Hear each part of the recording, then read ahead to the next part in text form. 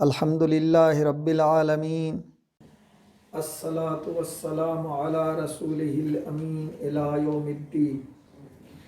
اعوذ باللہ من الشیطان الرجیم، بسم اللہ الرحمن الرحیم۔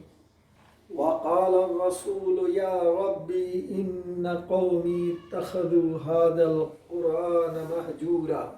محترم سامعین کرام، اللہ تعالیٰ نے ہمیں آپ کو ایک بہت ہی انمول چیز دی۔ وہ چیز دی کہ جس کے مطابق اگر ہم عمل کریں تو اس دنیا کے سب سے اچھے انسان بن جائیں گے۔ اگر اس کے مطابق ہم اپنے گھریلو زندگی کو گزاریں تو ہمارا گھر جنت بن جائے گا۔ اگر اس کے مطابق ہمارا سماج چلتا ہے تو وہ سماج دنیا کے لیے ایک ماڈل اور ایک نمونے کا سماج ہوگا۔ اور اگر اس کے مطابق ملک اور پوری دنیا کا نظام چلتا ہے تو پوری دنیا عدل و انصاف، برابری، مساوات اور امن و امان کا گہوارہ بن جائے گی، اور انسان اس دنیا میں بھی ایک کامیاب زندگی گزارنے کے لائق ہوگا، اور مرنے کے بعد بھی وہ اللہ کی خوشی اور جنت کا مستحق ہوگا۔ محترم بھائیوں، چیز جتنی بھی قیمتی ہو، جتنی بھی اچھی ہو، وہ لوگ اس کی قدر نہیں کرتے جو اس کی قیمت کو نہیں جانتے۔ مثال کے طور پر یہ بات میں بار بار اپنی مثالوں میں دیتا ہوں۔ ایک چھوٹا بچہ ہے، آپ اس کے ہاتھ میں ہیرا ڈال دیں، سونے کا ٹکڑا ڈال دیں، اور اسی کے بغل میں آپ ان کو دے دیں ایک غبارہ یا ایک چاکلیٹ، وہ بھی نہیں، کوئی ایسی چیز جو کسی مول کی نہیں ہو، لیکن وہ بچہ اس کو اس لحاظ سے جانتا ہو کہ اس سے کھیلا جا سکتا ہے، تو بچہ کیا کرے گا؟ اس سونے اور ہیرے کو پھینک دے گا اور وہ اس غبارے کو اٹھا لے گا، اور اس کے نزدیک اس سونے کی کوئی اہمیت نہیں۔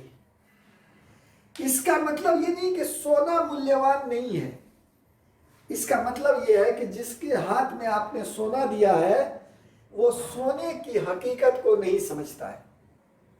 اسی طرح سے اللہ نے خود، جس نے ہم کو پیدا کیا، جس نے اس سنسار کو بنایا، جو ہر ایک کے بارے میں جانتا ہے کہ اس کو ہم نے کس کام کے لیے بنایا ہے، ہر انسان کے بارے میں جانتا ہے کہ اس کی کاریہ چھمتا کیا ہے، اور ہر آدمی کے بارے میں جانتا ہے کہ اس کے لیے مفید کیا ہے اور نقصان دہ کیا ہے۔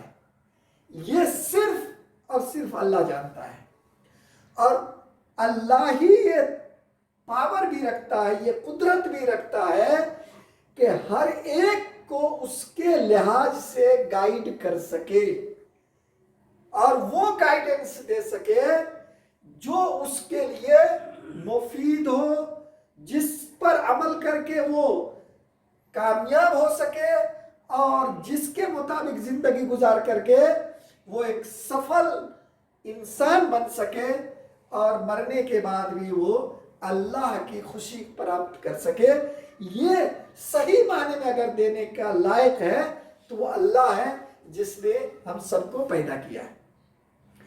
اللہ نے اپنے وعدے کے مطابق وہ چیز دی، حالانکہ یہ اللہ پر ضروری نہیں تھا، یہ اللہ کا کرم ہے، اللہ کی مہربانی ہے، اللہ کی رحمت ہے کہ اللہ نے انسانوں کو ان کے اپنے بویک پر نہیں چھوڑا، بلکہ ان کی ہدایت کا باضابطہ نظم کیا، اور اسی ہدایت کا ایک مکمل نمونہ جس کو اللہ تعالیٰ نے خود کہا کہ الیوم اکملت لکم دینکم واتممت علیکم نعمتی ورضیت لکم الاسلام دینا، یعنی وہ جو مکمل شکل ہے دین کی، مکمل شکل ہے انسانی زندگی کو سفل گزارنے کی، مکمل جیون ویوستھا ہے، وہ اللہ تعالیٰ نے ہم کو دے دیا اور اس کے ذریعے سے اپنی نعمت کو مکمل کر دیا۔ تو اگر ہم سفل انسان بننا چاہتے ہیں، اگر ہم ایک اچھے انسان بننا چاہتے ہیں، تو ہم کو اللہ کی اس ہدایت کی طرف جانا ہوگا۔ میرے بھائیوں، اگر نہیں گئے تو اس کا نقصان خود ہم کو اٹھانا پڑے گا۔ مثال کے طور پر،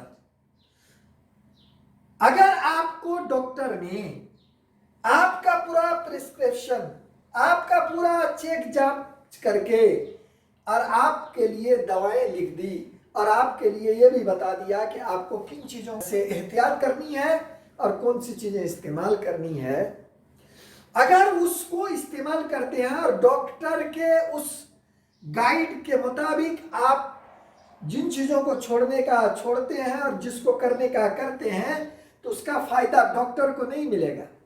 کس کو ملے گا؟ آپ کو ملے گا۔ بلکہ یہ تو ڈاکٹر بہت چھوٹی چیز ہے۔ اسی طرح سے اللہ نے ہمارے لیے جو سفلتا کا مارگ دیا ہے اپنی رحمت اور کرم سے، اگر اس پر ہم عمل کریں گے تو اس کا فائدہ ہم کو ملے گا، ہے کہ نہیں؟ لیکن اگر ہم نہیں کریں گے تو اس کا نقصان ہم کو ملے گا۔ محترم بھائیوں، قرآن میں آتا ہے کہ قیامت کے دن اللہ کے پیارے نبی حضرت محمد صلی اللہ علیہ وسلم جو رحمت للعالمین ہیں، ہم نجات پائیں، ہم کامیاب ہوں، اس کے لیے رات دن پریشان رہتے تھے، سوچتے رہتے تھے اور روتے تھے، اللہ سے دعائیں کرتے تھے، وہ رحمت للعالمین قیامت کے دن اللہ تعالیٰ سے شکایت کریں گے کہ میرے رب، میری قوم نے قرآن کو چھوڑ دیا تھا۔ آج آپ دیکھیے تو آپ نے قرآن کو چھوڑ دیا ہے کہ نہیں دیا ہے؟ ہماری کتنی % آبادی ہے جو قرآن پڑھنا جانتی ہے؟ عربی میں بھی جو لوگ قرآن پڑھنا جانتے ہیں اس میں کتنے % ہیں جو قرآن کو سمجھتے ہیں کہ اس میں کہا کیا گیا ہے کہ نہیں؟ اور جو سمجھتے ہیں اس میں کتنے % لوگ ہیں جو اس کے مطابق عمل کرتے ہیں؟ اچھا، جو کچھ چیزوں پر عمل کرتے ہیں ان میں سے کتنے % لوگ ہیں جو اسی جذبے کے ساتھ اس قرآن کو انسانوں تک پھیلاتے ہیں کہ بھائی سب کے لیے گائیڈنس ہے؟ تو میرے محترم بھائیوں، وہ آدمی جو قرآن پر ایمان نہیں رکھتا ہے اس نے بھی قرآن کو چھوڑ دیا ہے۔ وہ آدمی جو قرآن کی تلاوت نہیں کرتا ہے اس نے بھی قرآن کو چھوڑ دیا ہے۔ وہ آدمی جو اس کے معنی مفہوم کو نہیں سمجھتا ہے اس نے بھی قرآن کو چھوڑ دیا ہے، اور جو سمجھتا ہے لیکن اس پر عمل نہیں کرتا ہے اس نے بھی قرآن کو چھوڑ دیا ہے۔ جو کچھ حصوں پر عمل کرتا ہے اور کچھ پر نہیں کرتا ہے، گویا اس نے کچھ قرآن کو مانا اور کچھ کو چھوڑ دیا ہے، اور جو دوسروں تک نہیں پہنچاتا اس نے بھی قرآن کو چھوڑ دیا ہے۔ اور جو قرآن کو چھوڑ دے گا وہ نہ اس دنیا میں کامیاب ہوگا اور نہ ہی آخرت میں کامیاب ہوگا۔ لہٰذا میں آپ سے گزارش کرتا ہوں کہ سارے لوگ قرآن کو پکڑ لیں۔ اگر آپ دنیا میں بھلائی چاہتے ہیں، خیر چاہتے ہیں، آخرت کی بھلائی چاہتے ہیں، خیر چاہتے ہیں، تو ہم قرآن کو پکڑ لیں۔